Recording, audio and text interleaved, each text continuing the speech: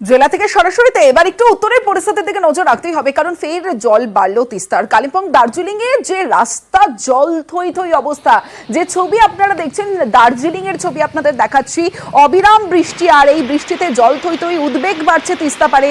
সিকিমে অবিরাম বৃষ্টি, নাগারে বৃষ্টি কালিম্পং দার্জিলিং এ, ফের জলস্তর বাড়লো খরস্রোতা তিস্তায়।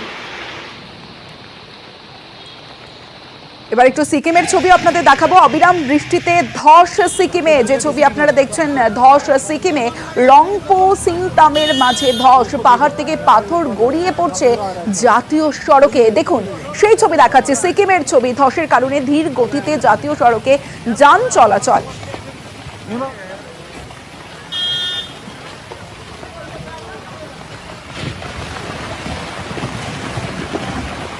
বিভিন্ন জায়গার ছবি আপনাদের দেখাচ্ছি, সরাসরি চলে যাব। আমার সঙ্গে পার্থ রয়েছে, পার্থর সঙ্গে কথা বলবো। পার্থ, যে পরিস্থিতি, সত্যি যে পরিস্থিতি, তিস্তার জল বাড়ছে একদিকে, অন্যদিকে পাথর সিকিমে যে ছবি দেখছি, অন্যদিকে দার্জিলিং এই ধসের কারণে টয় ট্রেন বন্ধ করে দেওয়া হয়েছে। ওভারঅল কি সিচুয়েশন একটু জানবো তোমার কাছ থেকে।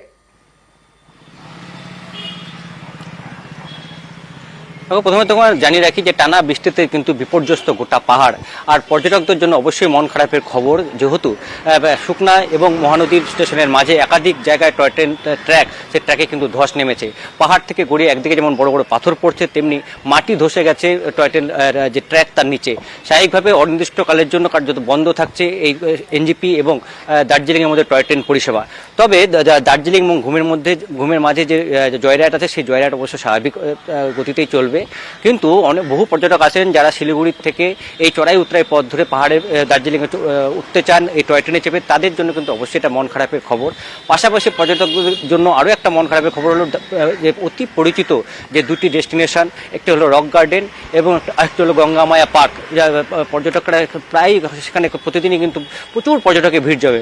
এই যে টানা বৃষ্টি, তার জন্য সেখানে যে ঝোড়াগুলি রয়েছে, সেই ঝোড়ার জল উপচে পড়ছে এবং তার ঝুঁকি এড়াতে পর্যটকদের সুরক্ষার কথা মাথায় রেখে জিটিএ আজ নির্দেশিকা জারি করেছে। আপাতত কিন্তু এই দুটি পার্ক, অর্থাৎ গঙ্গামায়া পার্ক এবং রক গার্ডেন, পুরোপুরি বন্ধ থাকবে। স্বাভাবিকভাবে পর্যটকদের মন খারাপের খবর এই টানা বৃষ্টির জেরে।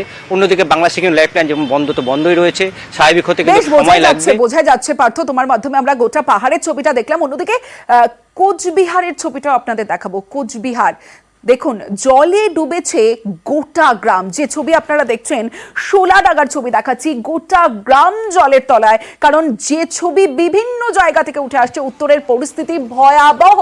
ডুবেছে গোটা গ্রাম শোলাডাঙ্গায়, দুর্ভোগের দিন নামচা বাসিন্দাদের। দেখুন কি অবস্থা, কোচবিহারের ছবি আপনাদের দেখাচ্ছি। জল ডাইরেক্ট ঘরে ঢুকছে, ঘরে থাকতে পারতেছি না বিছনার মধ্যে। এখানে কি রাস্তা ভেঙে? এখন যে বাড়িতে যে বাজার ঘাটে যে যাবো রাস্তাটা, সেই রাস্তাও এখন ভেঙে গেছে। এই এলাকাটার নাম? এই এলাকাটার নাম শোলাডাঙ্গা। এবার দেখাবো ধরলা নদীর গ্রাস, আর সেই গ্রাসে নদী গর্ভে গ্রাম। নদী ভাঙনে তলিয়ে গেল 15টি বাড়ি। যে ছবি দিনহাটার ছবি আপনাদের দেখাচ্ছি, দিনহাটায় যেখানে চিন্তায় জারি ধরলা দড়িবস গ্রামের বাসিন্দারা। ভাঙন আতঙ্কে ঘুম উড়েছে নদী পাড়ের বাসিন্দাদের। সরাসরি চলে যাব, শুভঙ্কর রয়েছে আমার সঙ্গে, শুভঙ্করের সঙ্গে কথা বলবো।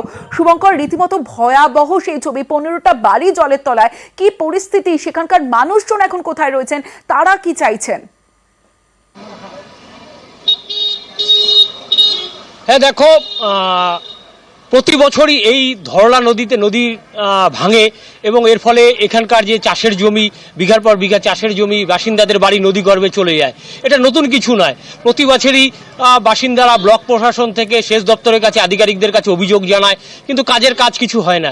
এবারও নদী ভাঙতে শুরু করেছে। গত এক মাসে 50 বিঘার উপরে চাষের জমি নদী গর্ভে চলে গিয়েছে এবং গত 2 সপ্তাহে অন্তত 15টি বাড়ি নদী গর্ভে চলে গিয়েছে। বাসিন্দাদের আশঙ্কা, যেভাবে বৃষ্টি হচ্ছে উত্তরবঙ্গে এবং এর ফলে নদী ভাঙছে এবং এর কারণে যে কোনো সময় কিন্তু তাদের যে বাড়িগুলো আছে সেই বাড়িগুলোও কিন্তু নদী গর্ভে চলে যাবে। ফলে এই যে জারি ধরা, রীতিমতো আতঙ্কে তাদের ঘুম উড়েছে বলা চলে। কারণ ইতিমধ্যে গত 2 সপ্তাহে 15টি বাড়ি জলের তলায়।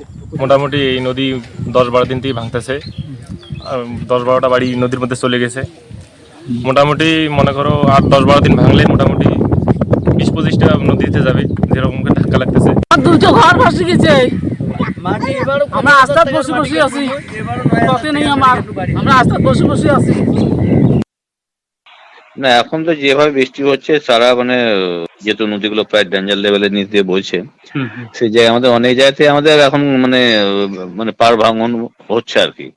সেই জায়গা থেকে আমরা অনেকগুলো আমরা আমাদের ওয়াচে রাখছি, পুরোটা পারবো না, কিছু কিছু আমরা হয়তো এমার্জেন্সি বেসে, কিছু হয়তো মানে প্যালিয়েটিভ টাইপের নেচারের কিছু আমরা করার চেষ্টা করছি। এবার আলিপুরদুয়ারের ছবিটা দেখাবো আপনাদের, কারণ উত্তরবঙ্গে টানা ভারী বৃষ্টি, আর এই উত্তরবঙ্গে টানা ভারী বৃষ্টিতে ফুঁসছে আলিপুরদুয়ারের একাধিক নদী, একাধিক জায়গা জলমগ্ন। আমাদের সঙ্গে রয়েছে আমাদের প্রতিনিধি, প্রতিনিধির সঙ্গে কথা বলবো। রাজকুমার রয়েছে আমার সঙ্গে, রাজকুমারের সঙ্গে কথা বলবো।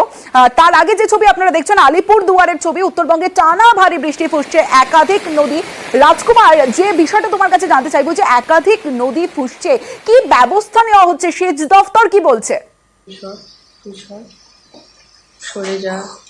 দেখো তপস্বী, এই মুহূর্তে কিন্তু সেচ দপ্তরের পক্ষ থেকে নজরদারি রাখা ছাড়া আর কোন রকম কার্যত ব্যবস্থা নেওয়া হচ্ছে না।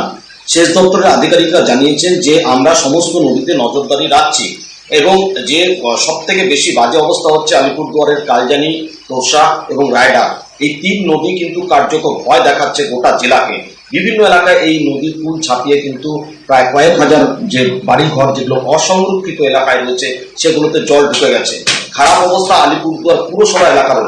পুরসভার বিভিন্ন ওয়ার্ড কিন্তু জলমগ্ন টানা 2 দিন থেকে।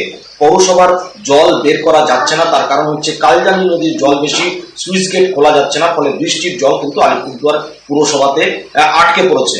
শুধু তাই নয়, রায়ডাক নদীর জল রায়ডাক চা বাগানে ঢুকে পড়েছে, ওইদিকে ফালাকাটার অবস্থা দুর্বিষহ, এবং বাংরি নদীতে জল বাড়ার জন্য কিন্তু একাধিক জায়গা জলমগ্ন, চিন্তা বাড়াচ্ছে আলিপুরদুয়ার।